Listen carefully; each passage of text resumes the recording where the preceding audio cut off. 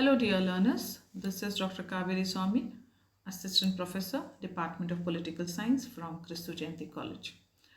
In my last video, I have explained you what is war, meaning, definition, and types of war.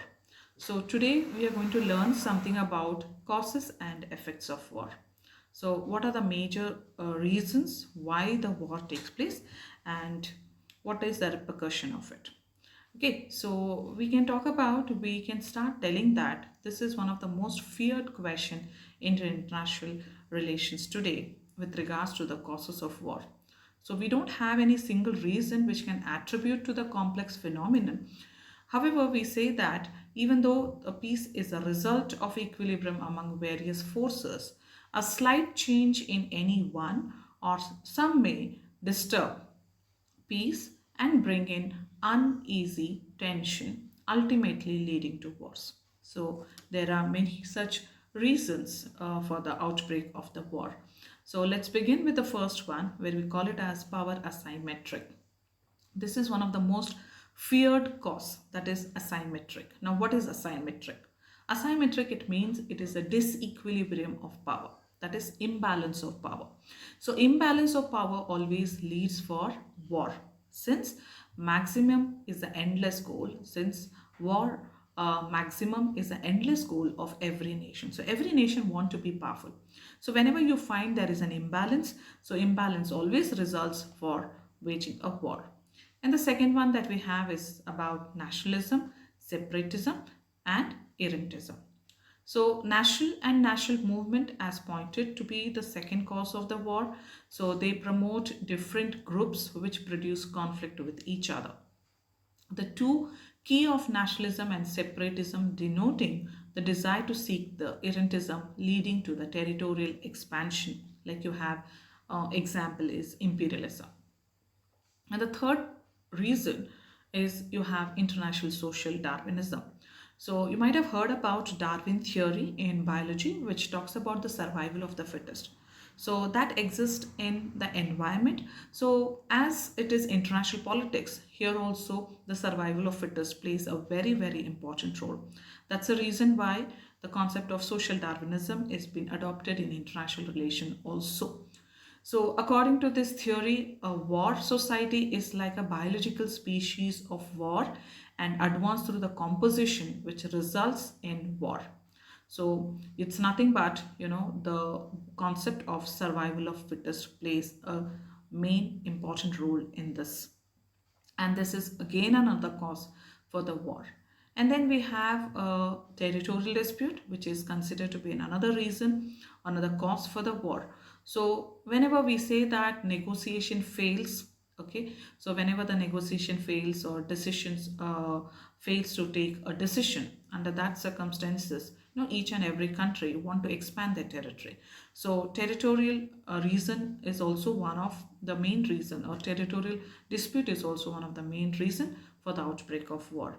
Like you have an example of Indo-Pakistan or Indo-Pak War in 1945 to 65 we talk about, where we have that is territorial dispute is one of the reason.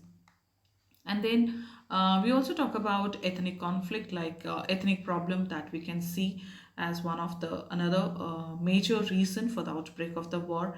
So we have an example here is about LTT in Sri Lanka, which was demanding to have a separate state. So this is also another reason for waging a war. And the next one is the strategic rivalries. So strategic rivalries, this is done basically in order to get the raw materials. So that's again another reason for waging a war. Like you have an example of Gulf crisis, which happened in the year 1990s to 1991. And then we talk about imperialistic causes. So imperialistic causes is one, war can also be fought for the imperialistic reasons, like imperialism as a policy which gives the country a right to military interference in the internal affairs of the country. You can take an example of Hitler and Napoleon fought various wars for both imperialism as well as ambitious reason. Okay, and then next is we have ideological causes. So ideology also encourages war, like you have an example of the Korean War was the beginning of such wars. The other examples that we can find is on US intervention to Vietnam or Panama. This is also an ideological causes. And the next one that we have is economic cause. So this economic cause also leads for a tension among the nations. Like we have an example of the First World War, which was basically and significant due to economic factor. And the another one that we have is unarmed, or you can call it as uncontrolled arms race. So the uncontrolled arms race for the armaments is also increasing attention as well as the possibilities of war, both to prove their responsibilities as well as to test the available arms. So these are the certain reasons for the outbreak of the war. Now let's see what is an effect of the war. So when we look in terms of the causes of the war and when we talk about the repercussions of the war, we feel that wars always brings misery. So whether the war are being waged for the purpose of holy, or in a simple way, if I have to say, whether the wars which are being waged with the objective of justice or injustice, war always brings a misery. So war is never a solution, rather it is going to add up the problems to the countries. So war, when we look in terms of the effects of the war, we say that war neither needs a documentation of its horrible effects nor it has ever brought any good. So as I mentioned you, okay, whether you wage a war or you fight for the sake of justice or injustice, we call it as a holy war or unholy war. No, you can see that there's always a misery which has been followed. So when we look in terms of the effects of war, of course, yes, we have various points to describe about it. So the very first thing is you have a territorial loss or gain. So wars, when we talk about territorial loss or gain, so definitely, the wars are basically being referred as a zero-sum game, where if one nation loses, the other one gains. So thus, most wars fought always results for either the territorial loss or gain. That means the country which has lost in the war, the vanquished country, is going to lose the territory, whereas a victorious country is going to gain the territory. So that is an effect of the war. And then we have the next point, that is we call it as loss of human life. So this is something where both the countries, that is both whether it is a victorious or a vanquished country, both are going to face the loss of human life. So loss of human life in wars also results in loss of nations infrastructure at the industrial level and brings down its economic development. And then the third one that we have is dehumanizing effects of war. So the modern war is likely like a push button war, okay, wherein people fight neither to know whether their enemy is dead or alive. So that's the reason why we call it as a dehumanizing effect of war. Okay, so nor do they have any idea or whom or how many are killed. The only connection that they have is that whether the enemies are being killed.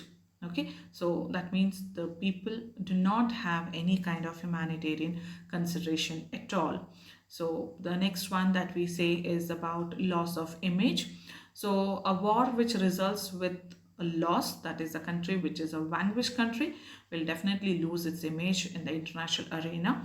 Not only at the international arena, even at the national level also, it is going to lose its image. And then we have the next one, you call it as a temporary satellite.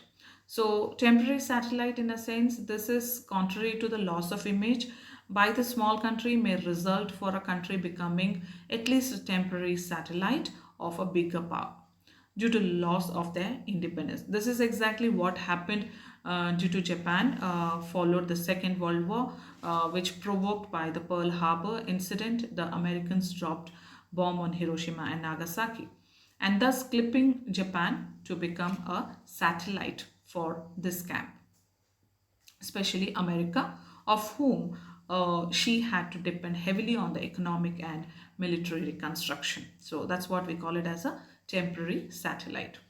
And then we have a loss of leadership. So war also results for the loss of leadership if That is, especially if a country loses war against another under the leader, to the popularity of that leader takes him down and would never been accepted by as a leader by the people again. Like, you have so many examples.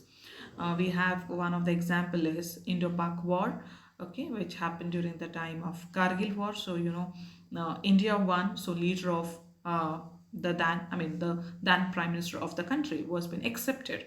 Whereas if you look in the other way, counterpart in Pakistan, okay, so leader is not been accepted. So that's what is an example where you can talk about the loss of leadership.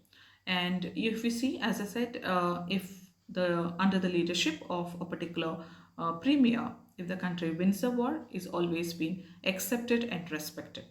So we have another reason. Another effect of the war is it leads to an unnecessary expenditure.